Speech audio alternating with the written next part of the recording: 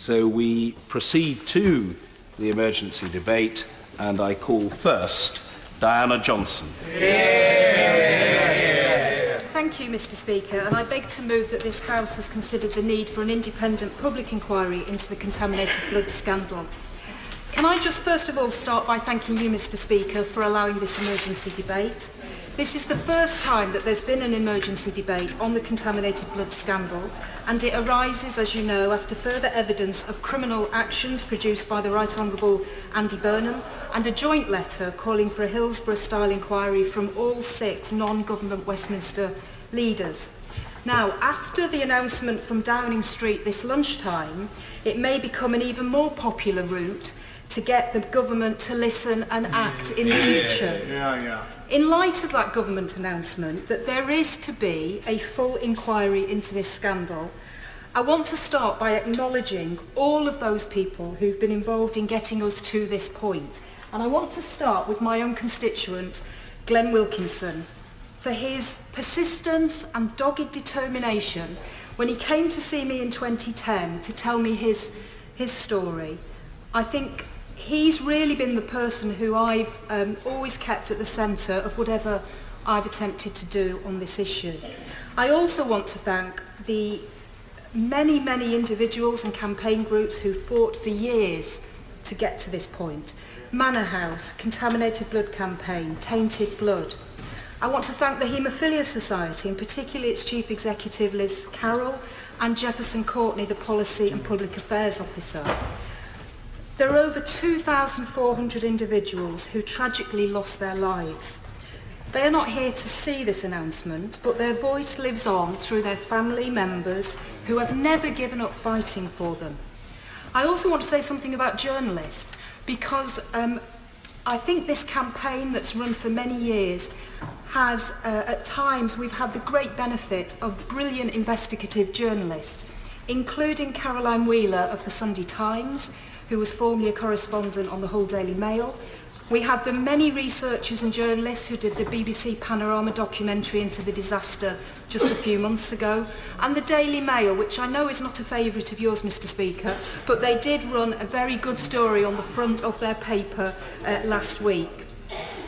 I also want to say something, I will in 1 minute, I just want to continue with this point around thanking people. I want to particularly thank the 111 parliamentarians who are members of the APPG group on haemophilia and contaminated blood. I want to particularly thank my co-chair, the Honourable Member for Worthing West, the previous chair, Jason McCartney, who's no longer a member of this House, Margaret Ritchie and Mark Durkin, who are no longer members of this House but were very vocal in the campaign for this. And of course I have to say a really big thank you to the Right Honourable Andy Burnham, who I think in that valedictory speech that he made before he left Parliament set out very clearly why this was unfinished business and we needed to have a public inquiry. And finally I want to thank the late Right Honourable Paul Goggins, who again was a huge inspiration in this cause. Yes, I want to help. Thank you, Mr. Speaker. My honourable friend is completely right to thank all of those people, but there is, of course, one person missing from that list, and that is herself. And I think the whole House should thank the honourable lady for the tireless work she's done over the last 7 years on this. An absolutely brilliant campaign. And I've got to say this shows how Parliament really should work. Her constituents raised an issue with her. She's campaigned on it non-stop. She's not been fobbed off. She's pursued it doggedly. And she's brought us, I think, she's played a huge role in bringing us to this point today. And I just want to say one other thing, if I can. Last night, I had a load of emails from constituents who've been affected by this scandal. And I want to tell her how grateful they are to her for the work that she's done on this. Well, I'm very grateful to my honourable friend for those comments, but I think it was a combined effort of so many people over so many years. I'll give way to my honourable friend. I would too pay my own tribute to my honourable friend. She has been absolutely dogged in her determination and not giving up. And I too had in mind my constituent David Thomas, who came to see me in a very similar circumstance. If he hadn't have come to see me, as I know many other constituents have done in going to see their members on all sides of the House, I would have not even been aware of this scandal, let alone have shown the need to deal with it so fully. Will she also join me in paying tribute to national and regional groups like Haemophilia Wales, who have done so much to stand up for those affected in particular locations like Wales, and also to throw up some of the difficulties as well in that this was a legacy issue from the UK Department of Health, and the complications now of devolved health services across the UK, throwing up some of those questions which we will need to address in the terms of this inquiry. Yes, I think my honourable friend makes that point very well. I want to use the opportunity today to make a few comments about the way we handle disasters and to say something about how I think the best way forward in terms of a Hillsborough-style inquiry should be established by the government. Yes, I will. I'm very grateful, and I add my congratulations to the Honourable Lady for her brilliant leadership on this. But does she agree with me that whilst this is incredibly welcome news, there is also an urgency, because those people who continue to suffer need help now, and there's a danger that this process could go on for years and leave them still waiting for some support? I think the Right Honourable Gentleman makes a very important point, and I think the timetabling of any such inquiry that's going to happen needs to be set out very clearly, and I hope the Minister might be able to help us with that in his contribution. I thank my honourable friend for giving way on that point, and I too would want to add my congratulations to her and Andy Burnham, because this has been going on for a very long time. Have you had any indication from 10 Downing Street what form this inquiry is actually going to take? Because some of my constituents have got similar problems to her constituents with this. Can't you give us any clarification on that? Johnson. Well, I've only seen, like every other member of the House, what's out in the media, which is that there's going to be a consultation, I understand, on what form the inquiry will take. But I'm sure the Minister will be able to help us in his contribution later on. I will finally, then I'm going to move on. Well, I'm grateful to the Honourable Lady for giving way, and I'd like to join the tributes to her and the all-party group of which I've been a member, because I think it is an example of how Parliament can work well. And there's a family in Letchworth who've said to me that as a family we've suffered years of misery because of this scandal. And does she agree with me that it is right to consult the victims and their families about the form of the inquiry? Absolutely, the Honourable Gentleman makes a good point there as well, and I will come on to that in what I want to say. But I just want to make some general comments. I don't really need to remind the House of the damage that public disasters cause to all those affected. We know from the Hillsborough tragedy in 1989, and more recently, of course, the appalling fire at Grenfell Tower. Every public disaster of this kind is different. Their causes are different, the victims suffer in different ways, and the measures necessary to support those affected and their families differ also. But there is one thing which I feel every victim has a fundamental right to, and that is the right to answers. They deserve to be told what went wrong, why it went wrong, and who is responsible for what happened. The story of the injustice they have suffered also needs to be set out and told to the wider public. Their voices need to be heard. Apologies, compensation and other forms of support are essential, but if their right to answers is not also satisfied, I feel that they will be denied true and meaningful justice. Will my honourable friend give way? I will. Thank you. She's making a very powerful case, and thank her for all the work she's done. As she said at the beginning, many victims have died. And it is now their families that are still here, but they are still grieving, and they need answers as much as the victims. That's right. My honourable friend is absolutely right on that. I just want to go back to the fact that this tragedy, as my honourable friend has just said, has taken the lives of over 2,400 people with haemophilia, infected mainly from blood factor concentrates. Many others without bleeding disorders who've been infected through blood transfusions and other means have also lost their lives. Thousands more have been left devastated. The survivors left to live with a combination of HIV, hepatitis C and a range of other viruses. My constituent, who I referred to, Glenn Wilkinson, is one such individual. He has haemophilia and was infected with hepatitis C when he was just 19 during a routine tooth operation. Glenn is one of thousands of people who have fallen victim to the worst treatment disaster in the history of our NHS and one of the worst peacetime disasters that has ever taken place in this country. And indeed, when I was looking through the 15 or so non-terrorist related public disasters ranging from the Bradford City Stadium fire in 1985 to the Clapham Junction crash in 1988 to the Marchioness disaster and of course Hillsborough, each of these were tragic events, and I don't wish to detract from the magnitude of those events, but the House should note that in all of the ones that I was looking at, all of those disasters led to a public inquiry. And honourable members and their affected constituents are entitled to ask, why has the same not happened with contaminated blood? Had more than 2,400 people died over the course of one day or 1 year, it would have been inconceivable for any government to refuse calls for a public inquiry. Yet the devastation caused by the contaminated blood scandal has been spread not over days or years, but over several decades. We must also bear in mind the profound effect that this scandal has had on one community, those with bleeding disorders, many of whom were provided with contaminated blood factor concentrates sourced from profit-making American firms. Virtually everyone who had haemophilia at the time has been infected. Honourable members will appreciate that when friends and close-knit communities are hit by a collective tragedy, its impact can be devastating.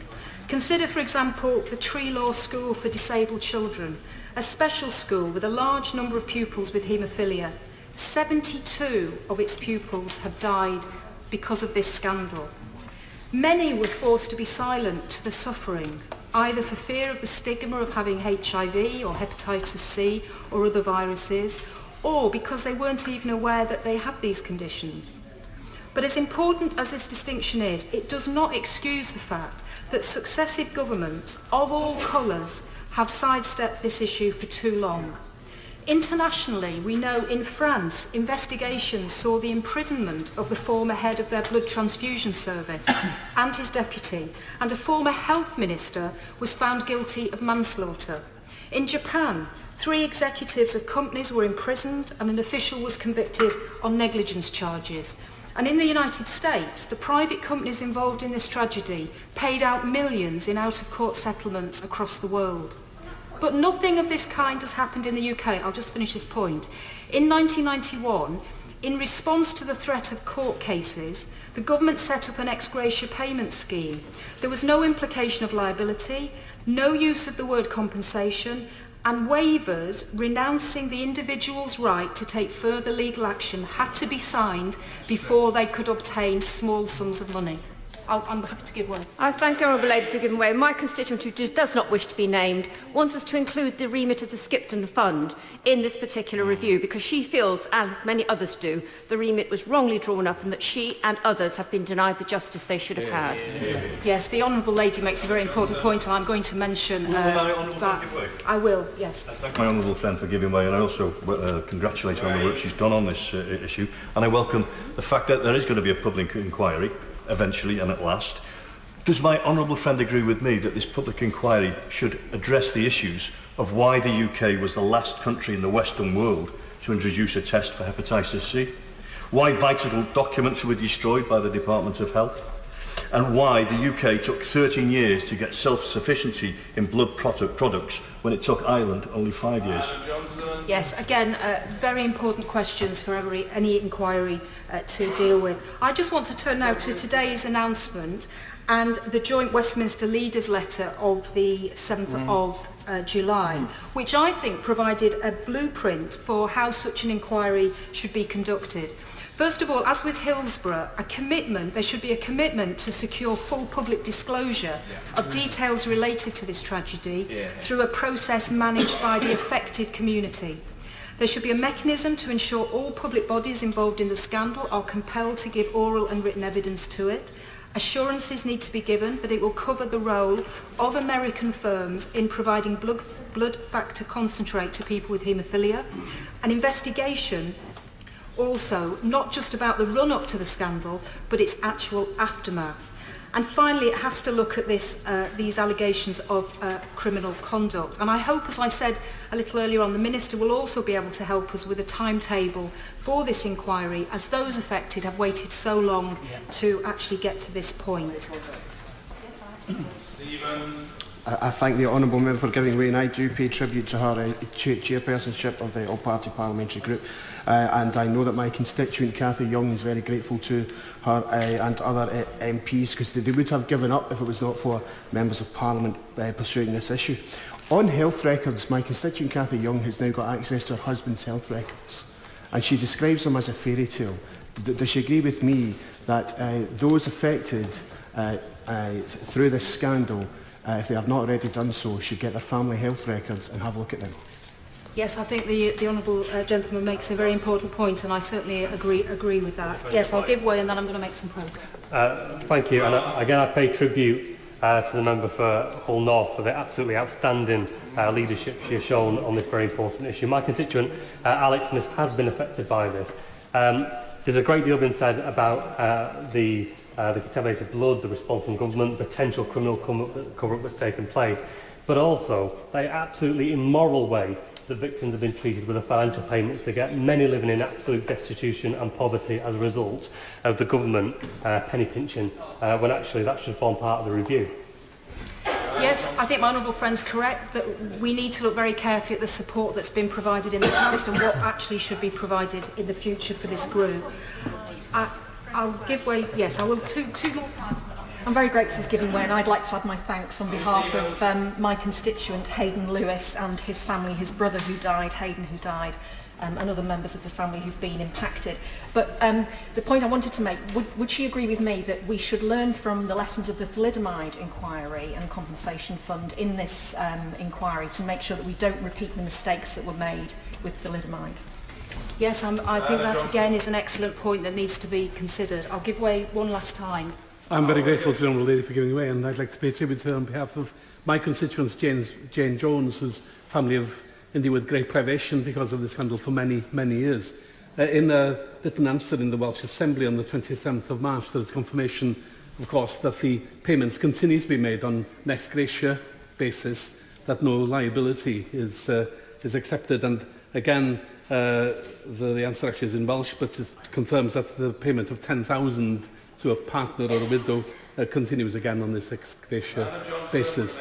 I think that goes to the heart of it, really, that there's never been any finding of liability, and that then has resulted in very low payments being made on a kind of support basis rather than a compensatory basis. I just want to reiterate, before I move on to the 4 questions that I think the panel or the inquiry needs to look at, that I strongly believe, and I think the majority of the APPG believe, that a Hillsborough-style inquiry is the best way forward in this case. Putting those affected at the heart of whatever is created and set up. So, for instance, giving people the opportunity to have an input into the terms of reference, being able to look at people who might be considered to be the chairperson of the inquiry or any panel members of the inquiry. This has to actually have the support and confidence of all those affected. And that's why, looking at what happened with the Hillsborough-style inquiry, with the Hillsborough inquiry, that seemed to work effectively. So in Hillsborough, it was known as Families First. And I hope that that might be able to carry on with this inquiry as it's set up.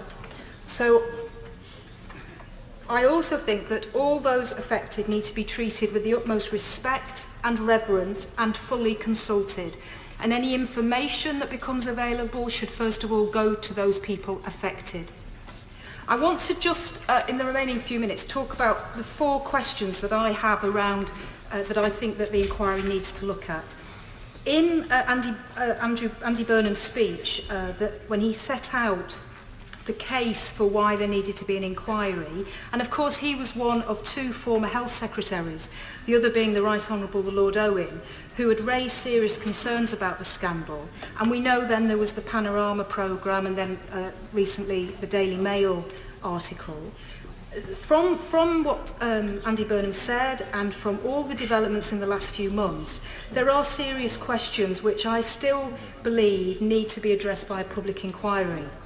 So, First of all, why did the government not act sooner to protect the blood supplies once the risks became known? And why were we so reliant on American commercial products for haemophilia patients? Because the UK was not self-sufficient in blood supplies, profit-making American companies played a considerable role in supplying factor concentrates to haemophilia patients. This blood was sourced from much riskier patients, including prison inmates who were much more likely to have infections and had a financial incentive to be less than honest about their risks of infection. The dangers of American products were being discussed in public, not from the 1990s nor the 1980s, but from 1970.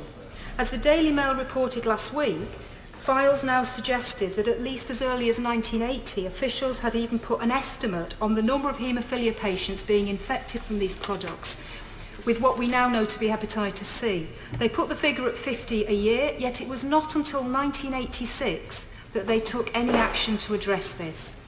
If the whole of the UK had been self-sufficient in blood supplies, fewer haemophilia patients would have been infected. We know this because Scotland had higher levels of self-sufficiency than England. And as the BBC Panorama programme outlined, this meant that haemophiliacs in England were twice as likely to be infected with HIV as those in Scotland. And even in the mid-1980s, when the danger of hepatitis C and HIV became known, it appears we could have acted sooner to remove risky blood products. And when the United States started screening their commercial products from March 1983, we carried on using non-screened American supplies that we had purchased before March. How can that possibly be justified? So my second question for the inquiry: why were patients kept in the dark and not told of the risks once they became known? There are many aspects to this controversy which I know other honourable members may wish to touch on, but I want to draw the House's attention to developments in 1983 at the midst of the AIDS epidemic, when there was still uncertainty about whether AIDS was a blood-borne disease. In November 1983, the then Health Minister, and still the Right Honourable Member for Rushcliffe, told Parliament that there was no conclusive evidence that AIDS is transmitted by blood products. Yet earlier this same year, his department was preparing internal documents which said the opposite. In August 1983, the same department, the Department of Health, was telling practising homosexuals and drug users not to give blood because of the risk of transmitting AIDS. In the summer of '83, the department was preparing a blood donor leaflet which said AIDS was almost certainly transmitted by blood and blood products. And again in July 1983, the UK Haemophilia Centre Doctors Organisation said that young children with haemophilia should receive a less risky form of blood product due to the dangers of AIDS. And between March and May 1983, the Scottish National Blood Transfusion Service prepared a leaflet for blood donors. It included haemophiliacs and recipients of blood transfusion on a list of people who could get AIDS, and asked these same individuals not to give blood. And of course the Penrose Inquiry, the Scottish Penrose Inquiry, acknowledged that in adopting its position in November 1983, the then government relied heavily on a highly nuanced use of language. My third point is, why were some people tested for viruses without their knowledge and only told of the results many years later? Yeah.